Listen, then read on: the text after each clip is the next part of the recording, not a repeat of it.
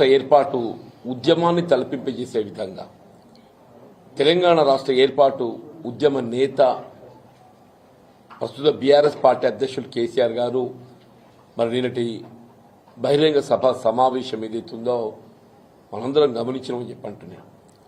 మిత్రుడు విద్యాసాగర్ రావు గారు జిల్లా బీఆర్ఎస్ పార్టీ అధ్యక్షులు, మిత్రుడు కొప్పల ఈశ్వర్ గారు మాజీ మంత్రివర్యులు, సోదరి దావ వసంత గారు మాజీ జిల్లా ప్రజా పరిషత్ అధ్యక్షురాలు, అట్లాగే మా మిత్రులు మాజీ శాసనసభ్యులు సుంకె రవిశంకర్ గారు, మిత్రులు లక్ష్మణస్వరరావు గారు, బాపిరెడ్డి గారు, హరిచరణరావు గారు, శ్రీకాంత్ గారు, సమావేశంలో పాల్గొంటున్నటువంటి వివిధ హోదాల్లో ఉన్నటువంటి బీఆర్ఎస్ నాయకులు మిత్రులందరూ కూడా చెప్పంటున్నాను. అంటే వాస్తవంగా నిన్నటి కేసీఆర్ గారి యొక్క సభ ఇలా మరొక్కసారి కేసీఆర్ ఆనాటి తెలంగాణ రాష్ట్ర ఏర్పాటు ఉద్యమాన్ని తలపింపజేసిందని చెప్పంటున్నాను. ఇలా రాష్ట్రంలో ఏదైతుందో మరో 2 పర్యాయాలు ముఖ్యమంత్రిగా ఈ రాష్ట్రాన్ని జాతీయ స్థాయిలో అంతర్జాతీయ స్థాయిలో నిలబెట్టినటువంటి ఘనత కేసీఆర్ గారికి దక్కితే ఆనాడు మరి కాంగ్రెస్ పార్టీ మరింత మేలైన ప్రభుత్వం ఇవ్వడం జరుగుతుందనేటువంటి ఒక భావన ఆశల పల్లకిలో ప్రజానీకాన్ని ఊరిగింప చేయడంతో సరే మార్పు చేయడం జరిగింది. ఏ మార్పు అయినా కానీ మంచి కోసం జరగాలి. కానీ జరిగిందేంటి? తిరోగమన చర్యగా మీరు కేసీఆర్ గారి కంటే మెరుగైన పాలన ఇస్తామని చెప్పని మీరు పేర్కొన్నారు.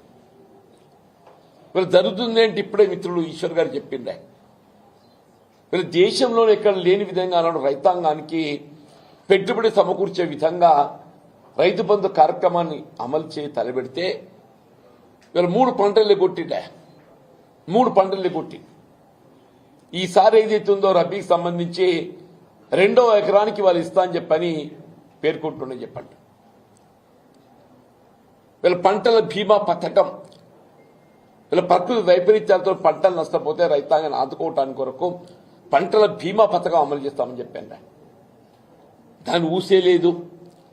భూమి లేని నిరుపేదలకు ఏదైతుందో ప్రోత్సాహకంగా ఎకరానికి 1000 రూపాయలు ఇస్తామని చెప్పిండ. ఆ ఆలోచన అమలు కార్యక్రమం లేదని చెప్పంటున్నాను నేను. వీళ్ళ కళ్యాణ లక్ష్మి ఆడబిడ్డలకు ఏదైతుందో ఒక వరంలాగా కుటుంబాన్ని ఆదుకోవటానికి కొరకు మరి ఆనాడు కేసీఆర్ గారు 50,000తో ఆరంభింపజేసి 1,00,000 రూపాయలకు చేరిస్తే దానికి తులం బంగారం జోడిస్తామని చెప్పని పేర్కొంది. తులం బంగారం కాదు కదా, అసలు ఇచ్చే 1,00,000 రూపాయలు కూడా ఏదైతుందో పెళ్లి నాటి ఇవ్వాల్సినటువంటి 1,00,000 రూపాయలు వీళ్ళ ప్రసూతి నాడు ఇచ్చే పరిస్థితి ఎదురవుతుందని చెప్పండి. ఆ ప్రసూతి కూడా అందడం లేదు చెప్పండి. ప్రసూతి సహాయం కేసీఆర్ కిట్ నీకు నిజంగా కేసీఆర్ గారి పేరట అమలవుతున్న కార్యక్రమం నీకు నచ్చకుంటే ఇందిరమ్మ పేరు పెట్టు. కానీ పథకం నిలిపేయడం ఏంటే నాకు అర్థం కాదని చెప్పంటాను నేను. వీళ్ళ గురుకుల ఆశ్రమ పాఠశాలలు వీళ్ళ అల్పసంఖ్యాక వర్గాలకు కానీ బలహీన వర్గాలకు కానీ ఎస్సీ ఎస్టీలకు కానీ వీళ్ళ కేసీఆర్ గారు ఏదైతుందో విద్య యొక్క ప్రాధాన్యత గుర్తించి అందరికీ ఉచితంగా విద్యా బోధన సౌకర్యాలు కల్పింప చేయాలని చెప్పని వీళ్ళ గురుకుల ఆశ్రమ పాఠశాలలు ఏర్పాటు చేస్తే వాటిని నిర్వీర్యం చేసే విధంగా మీరు మౌలిక సదుపాయాల కల్పన లేదు, శాశ్వత భవనాల సదుపాయం కల్పన లేదు, ఫీజు రీయింబర్స్మెంట్ అని చెప్పి అంటున్నాను. 10,000 కోట్లు ఇలా పెండింగ్ బకాయిలు. ఇలా కేంద్ర ప్రభుత్వం విడుదల చేసినటువంటి 276 కోట్లు దాన్ని వినియోగించుకోలేక 25% నిధులు జోడించలేక రాష్ట్ర ప్రభుత్వం మరి మిత్రులు లక్ష్మణ్ కుమార్ గారు ఆయన శాఖ మరి ఏ విధంగా నిర్వహిస్తున్నా ఏంటో ఆయనకే తెలియాలని చెప్పి అంటున్నాను.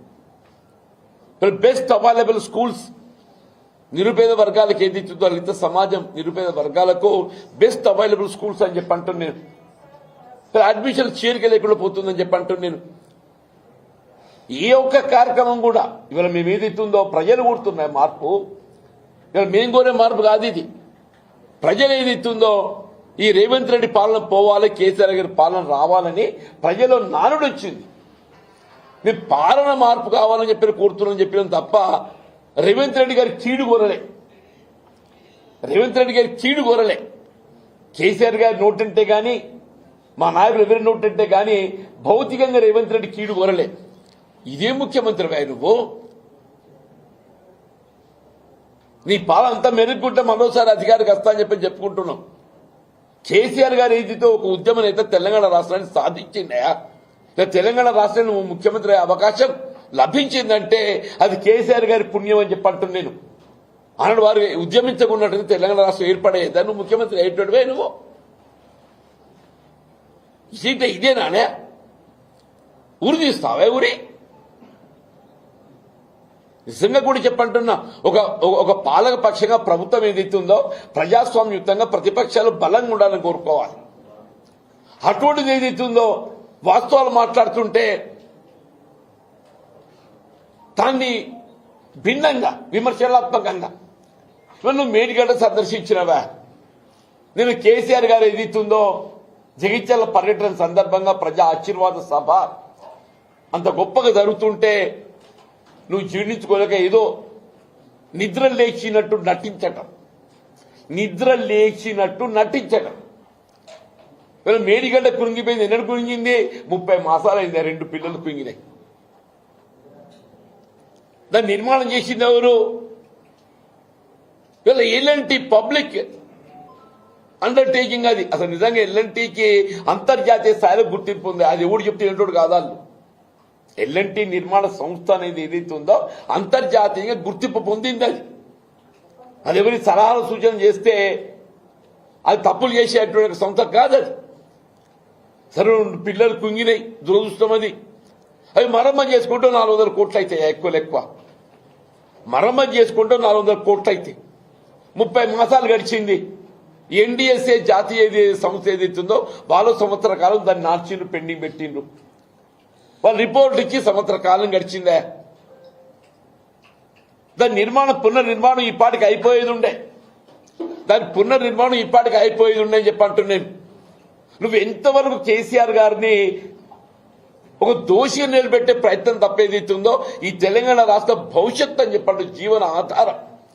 మేడిగడ్డ ఇవాళ ఏదైతుందో ఈ తెలంగాణ రాష్ట్ర భవిష్యత్తు జీవన ఆధారం అని చెప్పంటాడు. స్థానాలు మేము కూడా మాట్లాడినాం.